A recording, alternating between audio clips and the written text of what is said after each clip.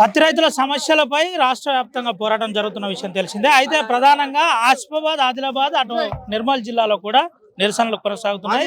దీనికి BRS party అండగా ఉంటుందని చెబుతున్నారు. మనతో పాటు ప్రవీణ్ గారు ఉన్నారు. ఆర్ఎస్ ప్రవీణ్ గారితో మాట్లాడిద్దాం. సార్ ఎట్లా చూడదు సార్, ఏంటి రేపటి 19వ తారీఖు కూడా మద్దతు చెప్పాలంటున్నారు. 100% రహదారులన్నీ కూడా దిగ్బంధం కాబోతున్నాయి.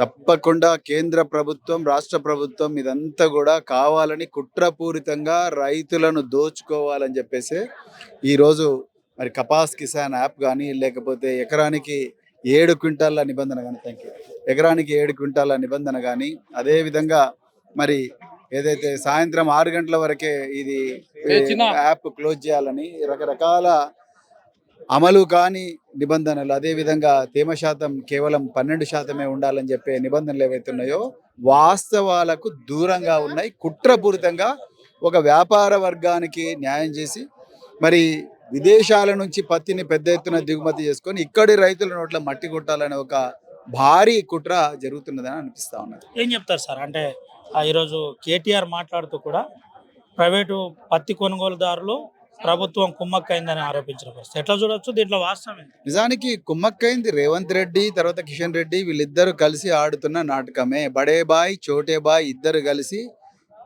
కపాస్ కిసాన్ యాప్ తీసుకొచ్చి రైతుల నోట్ల మట్టి కొట్టడానికి చేస్తున్న భారీ కుట్రనే ఇదని నేను అనుకుంటున్నాను. లేకపోతే మీరు ఒకసారి ఆలోచించండి, 2018లో కేసీఆర్ గారు రైతులకు న్యాయం చేయాలని చెప్పేసి ఢిల్లీలో 6 రోజుల పాటు ఆమరణ దీక్ష చేసిండు. ఆ రోజు వడ్లను కొనుక్కోవాలని. అదేవిధంగా 2022లో మీరు మా వడ్లను కొనకపోతే మేము రహదారులను కూడా దిగ్బంధం చేస్తామని బెదిరిస్తే ఆ రోజు కేంద్ర ప్రభుత్వం వచ్చి FCI ద్వారా వడ్లను కొన్నది. ఇలా CCIని మరి కేసీఆర్ గారు ముఖ్యమంత్రి ఉన్నప్పుడు ఎప్పుడు కూడా CCI ఈ విధంగా తోకాడించలేదు, ఈ విధంగా రైతుల నోట్ల మట్టి కొట్టే ప్రయత్నం చేయడం లేదు. వాళ్ళు ఎక్కడో ఢిల్లీలో కూర్చొని ఎకరానికి 7 క్వింటాలనే అశాస్త్రీయమైన నిబంధనలు తీసుకురాలే.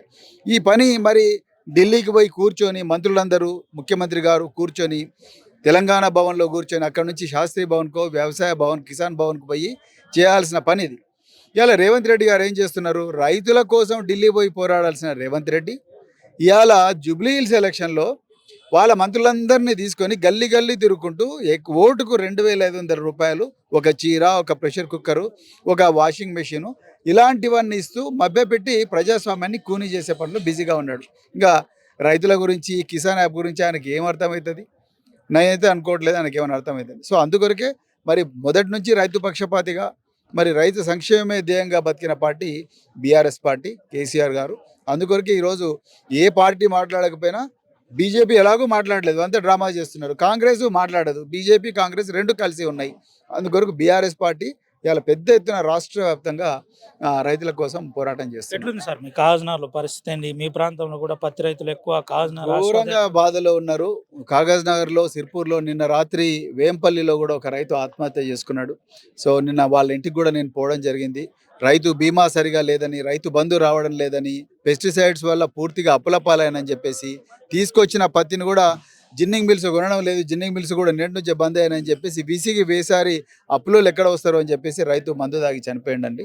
సో ఆ విధంగా తెలంగాణలో దాదాపు 600 నుంచి 700 మంది రైతులు దాకా చనిపోయినారు. సో మరి వాళ్ళందరి గురించి ఆలోచించాల్సిన అవసరం ఉంది. మాకు సిర్పూర్ కాకినాడలో కూడా అదే పరిస్థితి ఉంది. ఇక్కడ రైతులకు అక్కడ రైతులకు పెద్ద తేడా ఏం లేదు. అక్కడ కూడా జిన్నింగ్ మిల్స్ అని క్లోజ్ చేసుకున్నారు. అక్కడ కూడా రైతులకు కపాస్ కిసాన్ యాప్ యాడ్ చేయడం వస్తలేదు.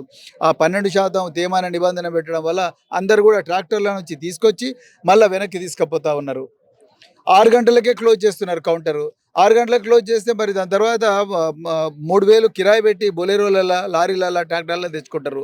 మరి 1,000 రూపాయలు పర్ డే ఏమన్నా కట్టిస్తారా? CCIలో నిబంధన ఉంది, కానీ ఏ జిన్నింగ్ మిల్ యజమాని కానీ ఏ CCI అఫీషియల్ కూడా చేస్తలేడు. ఇంకోటి, ఆంధ్ర ప్రాంతం నుంచి వచ్చిన ఎంప్లాయీస్ ఎవరైతే CCI దగ్గర ఉన్నారో వాళ్ళు ఈ తెలంగాణ రైతుల మీద దౌర్జన్యం చేస్తున్నారనే కొత్త వాదన కూడా మరి సిర్పూర్లో తెలుస్తూ ఉన్నది. ఇది మేము మన కలెక్టరేట్ను కూడా దిగ్బంధం చేసినాం.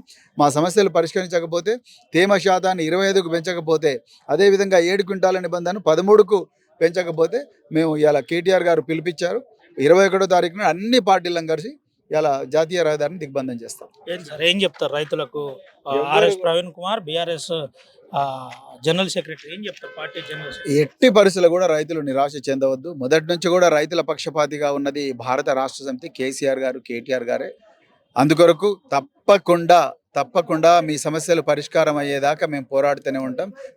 మీకు వాయిస్ లేదని, మా గురించి ఎవరు ఆలోచిస్తలేరని, మమ్మల్ని ఎవరు పట్టించుకోవడం లేదని, మా పండించిన పంటకు మద్దతు ధర రానివ్వడం లేదని ఎవరైనా బాధపడుతుంటే దయచేసి బాధపడకండి. ప్రతి బీఆర్ఎస్ కార్యకర్త కూడా రైతుల వెంబడి ఉండి వాళ్ళ ప్రాణాలు రక్షించి వాళ్ళ దిగుబడి ఏదైతే ఉన్నదో ఆ దిగుబడికి సరైన రేట్ వచ్చేదాకా మేము పోరాటం చేస్తూనే ఉంటాం. Thank you. ఇది పరిస్థితి. ఖచ్చితంగా రైతుల పక్షాన నుండి పోరాటం బీఆర్ఎస్ పార్టీ చేస్తుంది. బీఆర్ఎస్ పార్టీకి అండగా మేము ఉంటామని చెబుతున్న పరిస్థితి. 21వ తేదీ రోజు జరిగే బీఆర్ఎస్ పిలుపునిచ్చినట్టుగా కేటీ రామారావు చెప్పినట్టుగా 21వ తేదీ జరిగే రైతుల నిరసనకు మా మద్దతు ఉంటుంది. మేము కూడా పెద్ద ఎత్తున పాల్గొంటామని ఆర్ఎస్ ప్రవీణ్ కుమార్ చెప్పిన పరిస్థితి. సుమంతో Ravinayak, RTV, Adilabad. Local to global news at your fingertips. మీ చేతిలో ఒక ఆయుధం. Download R TV app.